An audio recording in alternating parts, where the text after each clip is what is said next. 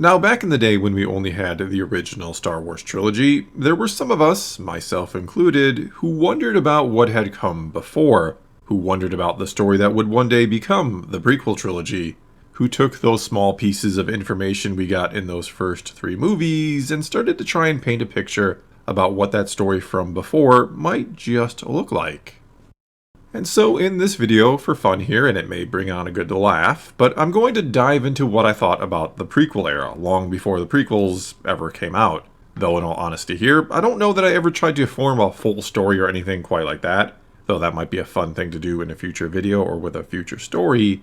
But anyway, I more just had thoughts or ideas about what that time period might be like or what had happened during it. And I'm very curious if my thoughts match the thoughts of anyone else out there, if anyone else who is a bit on the older side, and clearly remembers when we just had the original trilogy, and even before the expanded universe really started to become a thing. Not that it delved into the prequel era back then, which was at the request of George Lucas himself. But I am curious if what I thought of this era is anything like what others may have thought of this era back then. And so getting right to it now, maybe the thing that surprised me the most about the prequels were just how many Jedi there were, somewhere around 10,000 apparently. And I know, it's a big galaxy and even 10,000 is a drop in the bucket in the grand scheme of things. But for one, when I was young I didn't really think about just how big the Star Wars galaxy might be. I mean, I knew it was big, really big, but I didn't think or put it together that you might need a lot of Jedi to get good coverage, if you will. Plus, I thought they were only out there doing the really big and important things, that they were always handling galaxy-defining issues or problems, not worrying about trade routes in dispute or anything quite like that. Basically, I had a pretty grandiose image of what exactly the Jedi did on the day-to-day, keeping in mind, again, before the prequels, we didn't really have a good idea of what they were all about or how they might actually operate, or what rules they might have to abide by, what a Jedi code might even look like. For example, I would have never guessed that there would be a no attachment rule that they had to follow. In fact, I assumed getting married and having families would be a pretty standard thing for Jedi, that most of them probably came from a long line of Jedi before them, like how Luke and Leia are strong with the Force because their father was strong with the Force. I just thought, based on that information, that there would be a select few Jedi lineages and that'd be about it. That it was a pretty rare thing for someone to become a Jedi outside of these long lines, and more on that in a minute. Also, in regards to why I thought there would be so few of them back when I was young, the word knight in Jedi Knight had always evoked thoughts or images of the Knights of the Round Table, and that was a pretty small and exclusive group, you could say. And so I figured there were actually only a handful of Jedi Knights, maybe even as few as a dozen of them, and that they would sit around the table discussing the big problems of the galaxy, and then they would go out and fix them. And that when Vader hunted down and destroyed them, as we'd learned he'd done from Obi-Wan, I thought that meant Vader had hunted down the dozen or so that existed and pretty much wiped them out all by himself, no clones or Order 66 required.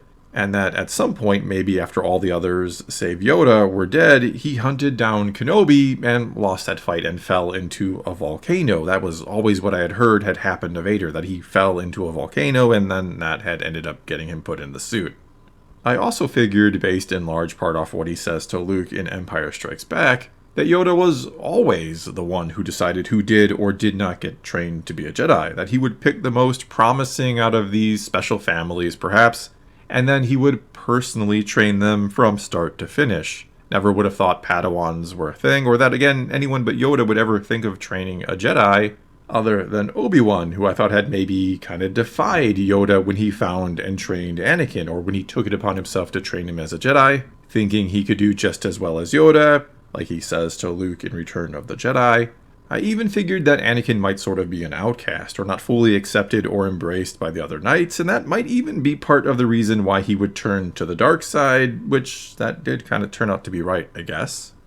Either way, I figured Anakin didn't have the lineage. He was just a random skilled pilot Obi-Wan had run into, and he, Obi-Wan, realized or was amazed at how strong the Force was with him, and thought, well, the rest of the knights will never accept him, but I'm going to train him all by myself anyway. And then he tried to bring him into the exclusive club, but the others didn't really want him in there, and it caused problems until, again, Anakin fell to the dark side and decided to wipe them all out.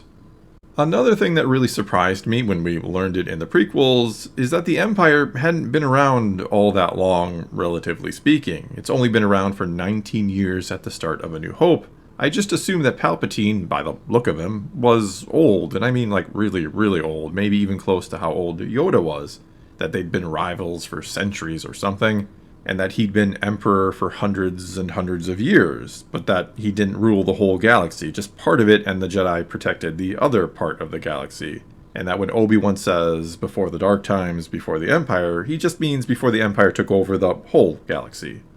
I then figured the war that allowed the Empire to do that, to take over the whole galaxy, was of course the Clone Wars, and I never would have imagined in a million years that the clones would be on the side of the Jedi. Well, sort of anyway. I always assumed the clones had to be the bad guys and fought for the Empire, and that, again, this is just what my young brain thought when I heard the word clone back then, but I thought the clones would be these monstrosities, these mutant creatures created by the Empire, maybe even clones of Jedi that were twisted and wrong somehow.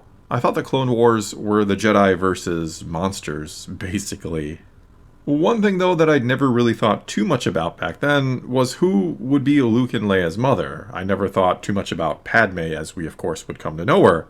I never really wondered too much about how or why Vader or Anakin didn't know he had children.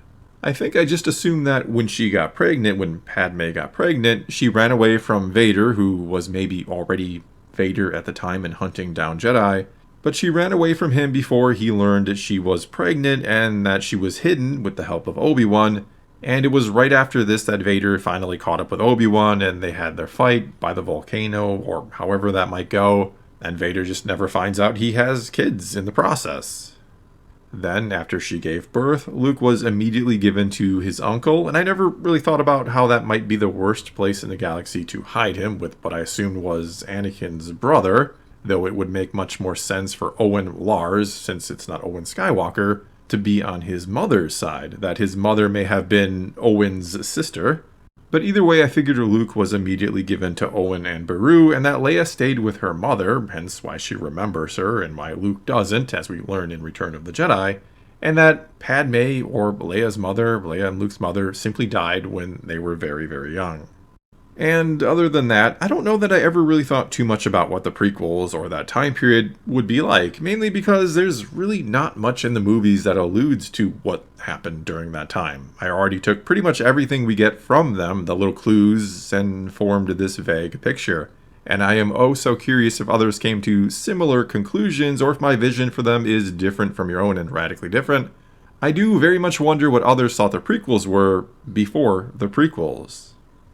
Well, that's going to be all I got for you this time. Now it's your turn to take to the comments below and tell me what you thought the prequels were going to be before the prequels. And if there's a lot of fun answers, maybe I will do a full video going over some of them. I don't know, that sounds like that could be very entertaining. Either way, similar or radically different from my vision, leave those comments below and let's talk some Star Wars. And until next time, thanks for watching.